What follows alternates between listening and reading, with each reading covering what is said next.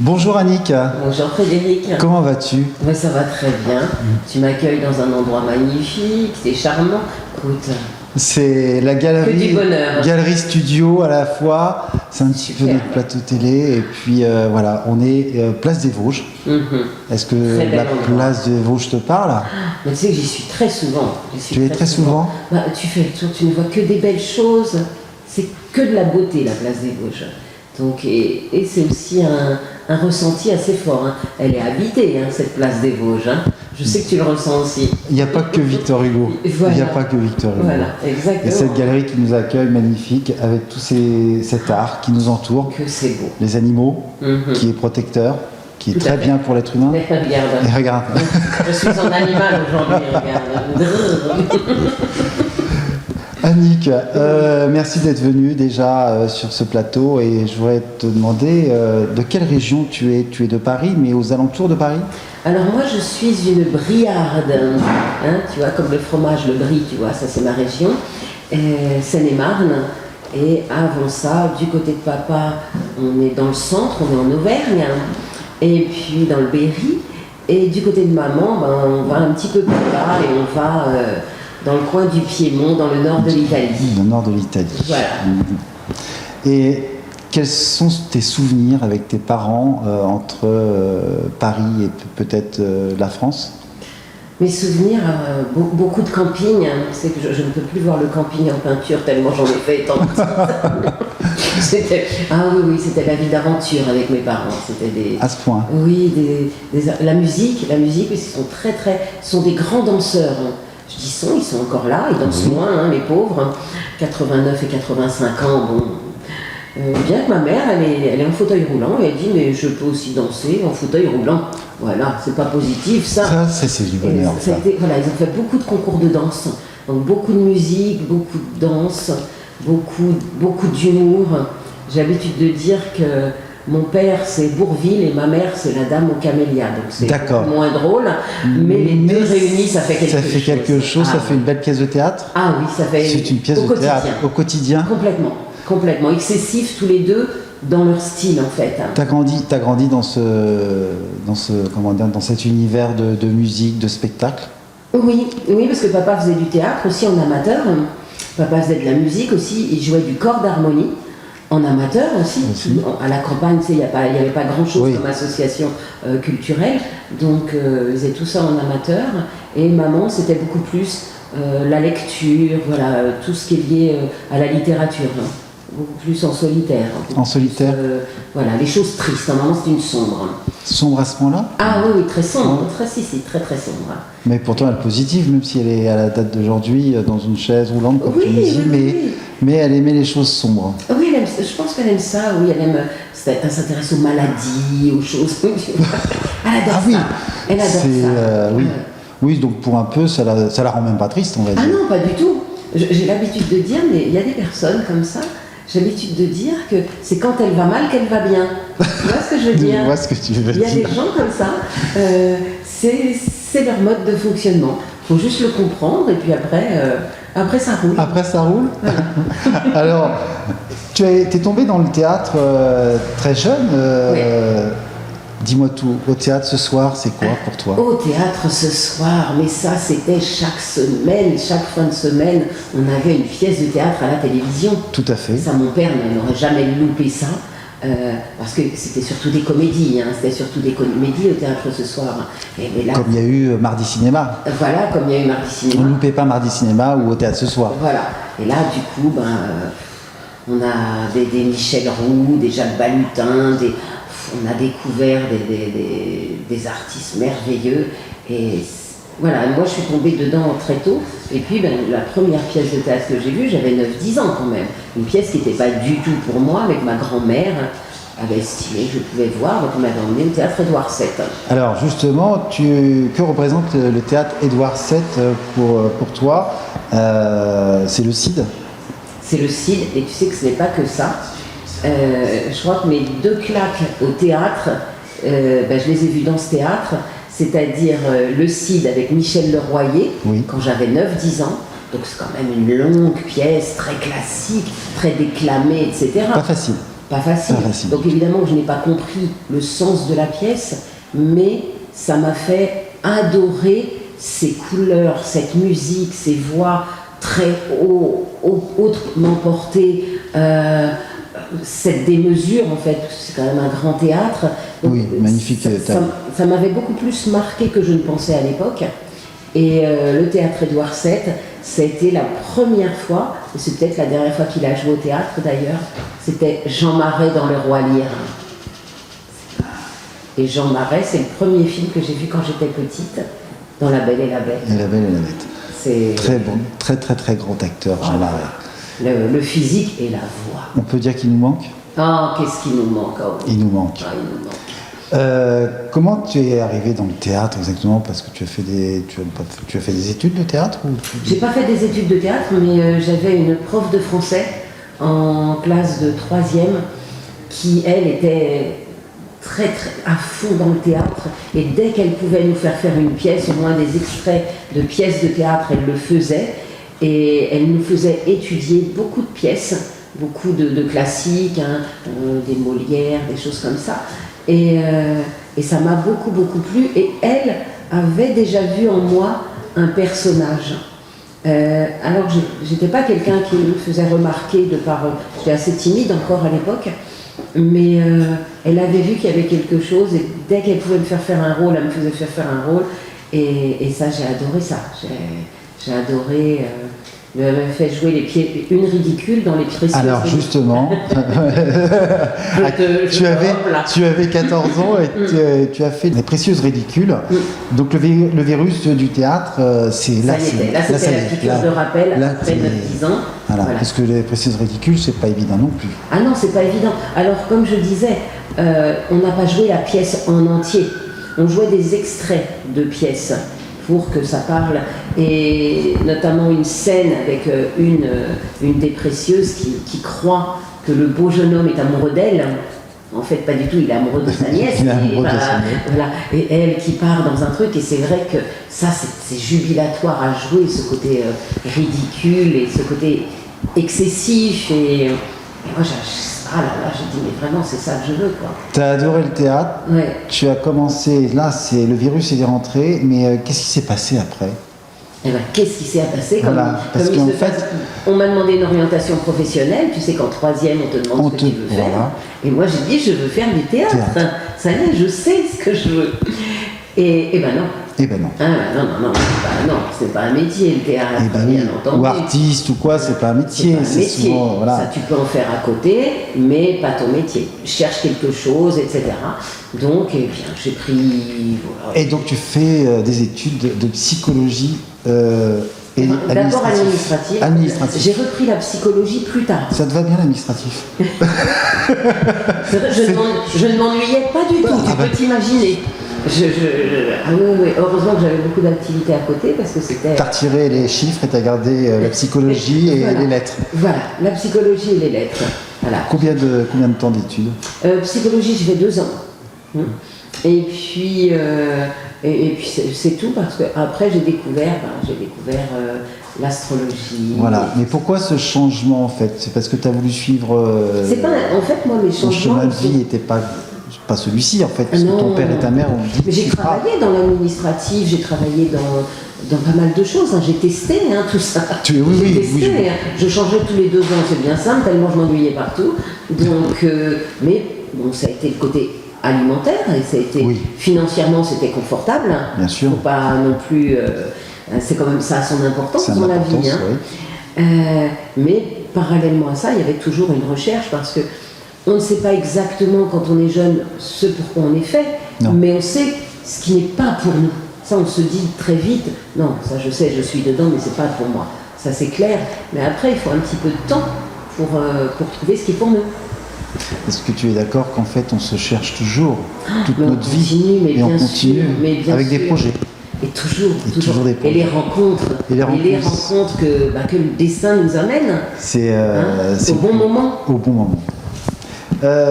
Tu écris beaucoup, et tout ce que tu écris est important pour toi, pour l'écriture, pour l'avenir. Mais j'ai toujours écrit, depuis mes 9, 10 ans, j'ai toujours écrit. Alors sur ma scolarité, sur mes copains d'école, enfin, sur mes profs, j'ai toujours écrit pour moi en tout cas, mais l'écriture a toujours été un exutoire, je pense, aussi. Quelque chose de thérapeutique. Et puis aussi une libération. Et une libération. Et en même temps, je me suis aperçue au fur et à mesure que ça intéressait aussi les autres, parce que de lire ce qu'on écrit, certaines personnes se rendent compte qu'elles sont moins seules dans leur vécu. Ben non, on est plusieurs, tiens. Si tu donnais un conseil pour les gens qui nous regardent, l'écriture est importante. L'écriture est importante. De se libérer. Tout à fait. Quel que soit le problème ou le service qu'on peut apporter. Exactement. Et puis même si vous vous dites, ah non, je ne suis pas littéraire, je n'écris pas bien, je fais des fautes, etc. Et alors, j'ai envie de dire, écris avec tes fautes, écris avec ta façon de parler, écris avec tes intonations. Et ça permet plus facilement d'accepter. Mais bien sûr, et ça vide, et ça met aussi le point sur des choses importantes, qui sont un peu floues dans notre tête, et le fait de les écrire, ça devient beaucoup plus clair. Écrivez, et même si vous n'êtes pas des grands talents, on est toujours un talent pour quelqu'un, et ça pourra intéresser toujours quelqu'un. Quand tu écris, toi, tu écris à la machine ou tu écris à la main? J'écris d'abord à la main. À la main. J'ai vraiment besoin que ça circule. Tout à fait. Tu vois, que ça parte du cerveau, que ça passe dans le bras et que ça se termine par les doigts. C'est les bases, c'est important. Voilà. Après, je me mets sur le PC, mais c'est le stylo d'abord. C'est le stylo. Ouais. Depuis 25 ans, tu fais de l'astrologie. Ouais. D'où vient cette passion et comment t'en es arrivé à cette astrologie en fait? Parce que après l'administration, on laisse tomber. Tu as fait de la psychologie et après de l'astrologie. Exactement. Tu peux nous dire un peu la différence et pourquoi t'en es arrivé là? Alors, moi j'ai fait de l'astrologie psychologique du coup. Voilà. Et voilà, il y a plusieurs sortes d'astrologie. Maintenant, le support est le même, c'est la carte du ciel et c'est l'étude des aspects planétaires. Il y a des bases. Il y a des bases qui, pour tous les astrologues, sont les mêmes. Ensuite, c'est la façon de traduire les aspects qui peuvent être différents. Donc moi, j'ai fait de l'astrologie psychologique, c'est-à-dire comprendre le fonctionnement d'un individu pour mieux le conseiller et l'orienter. D'ailleurs, je fais du coaching avec ce support-là. Et puis, je fais aussi de l'astrologie karmique. Et là, ça vient de la philosophie que je suis, qui est bouddhiste. Qui est bouddhiste. Qui te parle. Et là, effectivement, on peut aller plus loin, parce qu'on peut parler des réincarnations, etc. Mais ce goût pour l'astrologie, j'ai toujours été dans le spirituel quand même, tu vois. J'ai toujours ressenti des présences, j'ai toujours été intéressée par les sciences occultes, quand t'es ado, essayer de faire tourner les tables, lire ton horoscope, tu vois, des petites choses comme ça. Mais c'est une amie qui m'a emmenée à des cours d'astrologie, je suis une astrologue, en tant que cobaye. Et elle me dit, voilà, donc elles étaient plusieurs étudiantes en astro, 6, 7, et ce soir-là, le cobaye, c'était moi. Et la grosse carte du ciel qui était installée, c'était moi, c'était ma carte, c'était ma vie. C'était ta vie écrite. Et quand je les ai entendus parler de mon père, de ma mère, de la grossesse qu'elle avait eue avant de m'accoucher, mais de détails extrêmement pointus sur mes parents, sur ma vie, sur mon mode de fonctionnement, je dis mais c'est extraordinaire, c'est extraordinaire. Ça plus la psychologie, mais on a des outils entre les mains qui sont formidables pour ce que je souhaite, pour aider les gens en fait. Bien sûr. Et est-ce que l'astrologie ou la psychologie peut aider les gens? Oui, mais est-ce que c'est aussi un médicament, on peut dire? Ça peut l'être. Ça peut l'être. Ça peut l'être. Faut pas que ça devienne non plus trop chronique. Oui, et puis obsessionnel. Voilà, lire son horoscope tous les jours pour rigoler, c'est bien. Maintenant, consulter son thème astral tout le temps avant de faire quelque chose, non. Parce que le plus important, c'est ce qu'on a au fond de soi. Au fond de soi, là. Notre ressenti, notre intuition, notre instinct. Ce qu'on a vraiment au fond de soi, c'est primordial. C'est ensuite, si on a des questions par rapport à un choix dans un domaine quelconque, là, l'astrologie peut vraiment nous aider à finaliser quelque chose. Mais il ne faut pas que ça soit d'abord l'astrologie avant soi-même. Avant soi-même. Que ce soit un outil supplémentaire, mais pas à la place de. Pas à la place de. Parce que beaucoup de gens, en fait, font déjà confondent la psychologie, l'astrologie, la tarologie. Voilà, la voyance. La voyance, tout ça, c'est beaucoup de choses, mais en fait, c'est différent. C'est très différent. C'est très différent. Et l'astrologie est beaucoup plus complexe que la tarologie. C'est autre chose. Moi, je tire les cartes aussi, des cartes astrologiques. Astrologiques, voilà. Qui ont été créées par une grande astrologue qui est toujours de ce monde maintenant, qui s'appelle Yael Didier. Tout à fait. Voilà, je me suis inspirée. Et après, au bout d'un moment, tu fais ta propre astrologie. En fait, tu as toujours les mêmes bases, mais moi, j'ai ma façon de parler, j'ai ma façon d'amener les choses avec mon tempérament, avec mon cœur. Avec ton cœur. Et je pense que ce sont des activités où ce qui est primordial, c'est l'amour des gens. Il faut aimer les gens. Si tu aimes les gens, voilà. C'est comme croire en soi. Pareil. Exactement. Si tu crois en toi, automatiquement, tout va bien se passer. Exactement. C'est une grande force. C'est un petit peu l'avenir de la santé, des pensées positives, et vous aurez tout. Exactement. Et si tu désires quelque chose, et ben voilà. Vous n'aurez pas besoin d'aller chez le médecin. Oui. Hein tous les 4 matins. Tous les 4 matins, voilà. Exactement. Pendant 10 ans, tu as écumé toutes les scènes parisiennes, la plus marquante. Alors, les scènes parisiennes, les scènes slam. Voilà, c'est ça. Alors, c'est que les scènes slam, c'est des petites scènes. Ce sont souvent des endroits, des cafés, moi j'allais beaucoup dans la rue Oberkampf, oui. Où il y a beaucoup de cafés-concerts, de cafés-théâtres, tu vois, et où il y avait des soirées, il y avait des disciples de Grand Corps Malade qui étaient là. J'ai rencontré des gens qui écrivaient superbement bien et qui m'ont...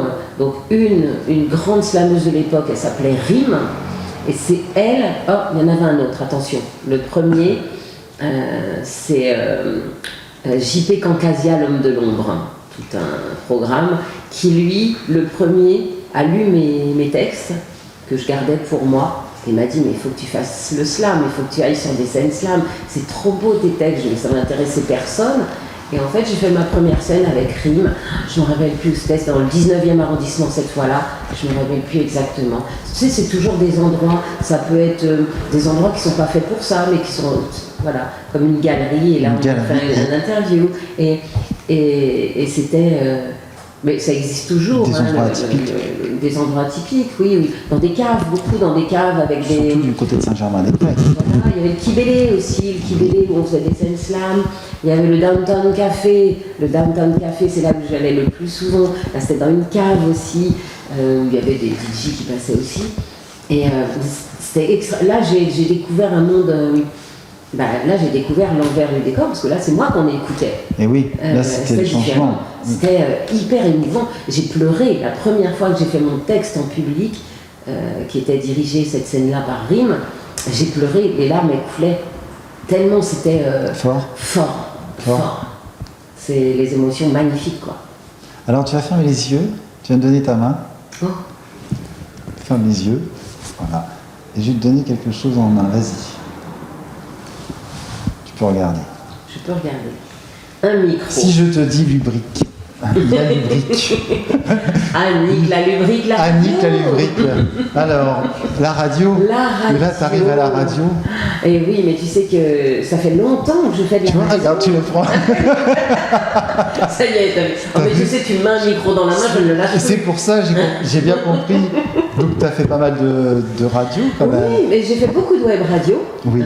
Donc, dont la première, il faut rendre à César ce qui est à César, parce que c'est eux qui m'ont donné envie de continuer. C'est-à-dire, c'était battlemusic.net, avec un ex-animateur de Média Tropical qui s'appelait Wes. Et j'ai fait de la radio avec Wes. Et là, j'ai déjà fait de l'astrologie coquin, tu vois. C'est ça qui les intéressait, les gars, parce que juste après, il y avait l'émission de rap. Je peux dire que les rappeurs, une fois qu'ils ont entendu mon émission, ils arrivaient plus tôt. De l'astro-coquin ? Voilà, c'était astrosex. Astrosex. Astrosex. Et on ressortait la libido de chaque signe au moment où je faisais l'horoscope. Et quand les rappeurs ont vu que je faisais ça, les rappeurs, ils sont toujours en retard. Toujours en retard aux émissions. Là, je peux te dire qu'ils arrivaient en avance pour entendre la fin de ma chronique. Mais les rappeurs, ils n'ont pas d'horaire, les gars. Ils n'ont pas d'horaire. J'ai organisé des concerts aussi de rap, et ils n'ont pas d'horaire. C'est, vous me prenez quand j'arrive.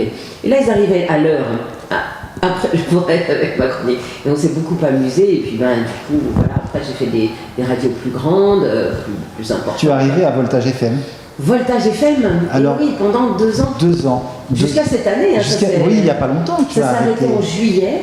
Parce que l'animateur avec qui je travaillais sur Voltage FM, c'est Jordan Deluxe. Voilà, Deluxe. Et bien Jordan est parti chez Cyril Hanouna sur C8 et chez Jean-Marc Morandini chez Non-Stop People. Il est toujours l'après-midi sur Voltage FM, mais c'est que musical. Oui, c'est pas du tout Ce n'est pas un talk show, c'est juste musical. Ensuite, il enchaîne sur Non-Stop People tous les jours. Et ensuite, en plus, le vendredi soir, il enchaîne avec Cyril Hanouna. Donc c'est Jordan qui est venu me chercher pour tout d'abord pour Tout peut arriver. Oui. La première année, ça s'appelait comme ça. Et la deuxième année, c'était le show de luxe. Avec Jordan Deluxe. Quel souvenir tu as avec des souvenirs de délire. Parce que là c'était essentiellement. Il voulait vraiment le côté très très sec. Voilà, Annick la lubrique. Il fallait que j'aille très loin. Très loin. Il fallait que ça pique aux yeux, tu vois. Il fallait que ça pas vulgaire mais hard. Pas vulgaire mais quand même hard. Et puis, ce qui était de toute façon, on pouvait faire ce qu'on voulait parce que ce sont les radios indépendantes. Oui. Et c'était de 22h à minuit. Alors je peux te dire que la dernière heure, on s'en donnait à cœur joie, selon les invités bien sûr. On ne peut pas faire tout avec tout le monde, mais on avait des bons clients quand même avec qui on a pu se lâcher. Et c'était du délire. Alors c'était un peu frustrant aussi. Parce que je ne pouvais pas faire mon activité complète. Parce que j'aime ce côté rigolo, coquin, etc. Mais j'aime aussi le côté conseil, le côté bienveillant, à donner des infos. Tu ne pouvais pas tout donner parce qu'il y avait un laps de temps. C'était réducteur. C'était réducteur, voilà. Ouais. Mais le meilleur souvenir que tu as eu avec une personne, on ne va pas citer de nom, mais... Ah, je peux citer des noms, c'est vrai, ça ne me gêne pas. Chez Voltage oui, à Voltage, où tu as fait une interview, je peux justement. Même casser, si tu veux. Si mais j'adore, j'adore. Alors, on va commencer par ce que j'ai adoré. Alors, ce que j'aime, c'est surtout les hommes, parce que les hommes, face à l'astrologie, arrivent un peu... bon, Annick, elle est bien gentille, on va l'écouter, mais on s'en fout.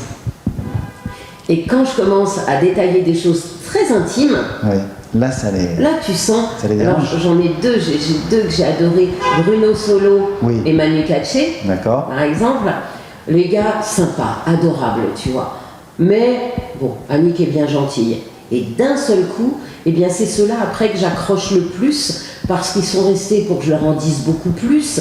Et même donc à la radio en live, les deux ont dit mais comment c'est ça quoi? On n'est pas comme ça, c'est pas ce qu'on montre. Donc elle ne peut pas deviner, mais c'est incroyable, comment tu sais ça? Et tu sais marqué comment? Ils ont été hyper intéressés par ce que je faisais dans les détails.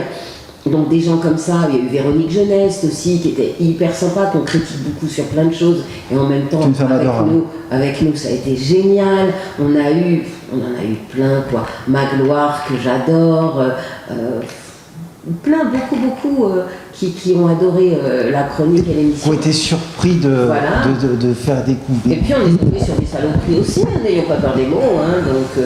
ah oui. Voilà. Pas apprécié. Ah oui, non mais qui ont carrément été irrespectueuses à te faire fermer ta bouche, tu vois. Ah oui. Ah oui, j'ai eu une Régine odieuse. J'ai pas peur de le dire parce que si elle n'avait pas aimé ma chronique, ça peut se comprendre. Oui, il y en a eu plusieurs qui n'ont pas forcément adhéré, etc. Ça, c'est leur droit. Mais de là à m'empêcher de faire mon travail ce jour-là, c'est-à-dire, non, vous ne parlerez pas. Je n'ai pas envie de vous entendre. C'est-à-dire que je suis venue de 22h à minuit pour rien. Très sympathique, tu vois. Et avec un ton, Marc c'était filmé et tout, donc on peut le revoir à l'émission, très cassant, très cassant. Et avant l'émission, déjà, elle avait été extrêmement désagréable et déstabilisante. Juste avant, tu sentais déjà la... Voilà. Ouais. Ça ne lui plaisait pas. Je pense qu'elle avait peur que j'aille dans des détails qu'elle n'avait pas envie d'entendre, donc elle m'a cassé direct. Oui, je pense que tu ne l'aurais pas... Voilà. Il y a le respect des gens, mais là, ça n'a pas été dans le même sens. C'est ça, et puis il y a eu une Chantal Goya aussi, qui a été quand même pas aussi méchante, mais qui, tout comme elle avait fait avec Patrick Sabatier. Tout à fait, avis de Elle faisait recherche. fermer la bouche d'une dame. Là, où, Avis de recherche. voilà. Elle était très déstabilisante aussi. Ben, elle était un peu comme ça. Quand je disais des choses, elle enchaînait sur d'autres choses. Enfin, elle était... Voilà, elle a essayé de déstabiliser. T'as des personnages comme ça qui ont marqué l'histoire. Comme elle n'avait pas envie que je parle de sa sexualité puisque son image est une image de petite fille. Oui. Donc il ne fallait pas que j'entre dans les détails de sa sexualité, alors que moi c'était mon job, tu vois. Donc là aussi, les gens qui sont mal à l'aise cherchent à déstabiliser. Or, moi, bon, on ne veut pas que je parle pas, hein, ça m'est égal, comme je dis, bon, bah, de toute façon, l'invité est roi, donc je parle pas. Mais c'était désagréable. Mais heureusement, pendant 2 ans, il y a eu quand même beaucoup plus de gens passionnants et adorables. C'est pour ça justement, je te dis, les souvenirs d'astrosex, les meilleurs moments, bah, et puis les plus pires, tu me les as dit. Mais parle-moi de cette aventure de Radio Armada maintenant. Radio Armada. Alors déjà, Radio Armada, la création de Radio Armada, j'y ai assisté parce que c'est un ami qui s'occupe, c'est sa radio, c'est un ami qui s'appelle Rabat Baloul, qui est un artiste aussi, qui est un chanteur, musicien, qui a créé cette radio-là, qui est une radio associative et engagée. La couleur est bien rouge, de toute façon, du studio. Oui, tout est bien. Voilà, tout est bien ciblé. Donc ça, je la connaissais déjà. C'est des amis qui officient dessus depuis 4-5 ans. 5 ans, je crois. Et puis, j'allais assister aux émissions de Éric Durand, notre ami attaché de presse, qu'on adore et qu'on salue. Et il m'avait demandé à un moment donné, est-ce que de temps en temps, pour un de mes invités, tu pourrais intervenir, faire un petit mot sur l'astro? Avec plaisir. Moi, j'étais dans le public, tu vois, j'assistais à ces émissions quand un invité m'intéressait. Et puis, il m'a fait venir 1 fois, puis 2 fois, et puis on en est arrivé à co-animer ensemble l'émission maintenant. Donc, on est très complémentaires. Complémentaire, une belle fusion. Oui. Et un nouveau départ. Oui, un nouveau départ. Je pense qu'on a plein de choses à faire ensemble. Éric, c'est tout dans la nuance, dans la douceur, dans l'empathie. Moi, je suis le boulet de canon. Lui, c'est le gentil. Ah oui. Et moi, je peux être la méchante. Alors, pas méchante, mais rentre dedans. Oui, voilà. Tu dis les choses. Voilà, j'ai un côté assez masculin, en fait. Un côté... Tu les as. Voilà, je les sais. Je les sais. Et voilà, j'appuie. Donc, c'est un beau duo. On peut t'appeler l'astrologue des vedettes, des personnalités maintenant? Oui, ça commence à... depuis Voltage, déjà, ça commence à se dire. Et voilà. Et les gens peuvent te voir aussi, à part la radio, on peut te contacter en dehors de la radio. Comment ça se passe bien sûr. Donc, moi, je suis à Paris, dans le quartier de République. Donc, je suis sur Facebook, Annick Astro, Instagram, Annick Astro, Twitter, LinkedIn, enfin voilà, je suis partout. Si vous tapez Annick Astro sur Google, vous avez 3 pages. Exactement. Donc vous êtes tranquille, vous ne pouvez pas le louper. Ou vous le faites exprès. Voilà. Tes plateaux télé, pardon, excusez-moi, le plateau télé. Comment t'es arrivé à cet programme sur France 2? Eh bien, tu sais que pour arriver à la télé... J'ai adoré sur ce programme.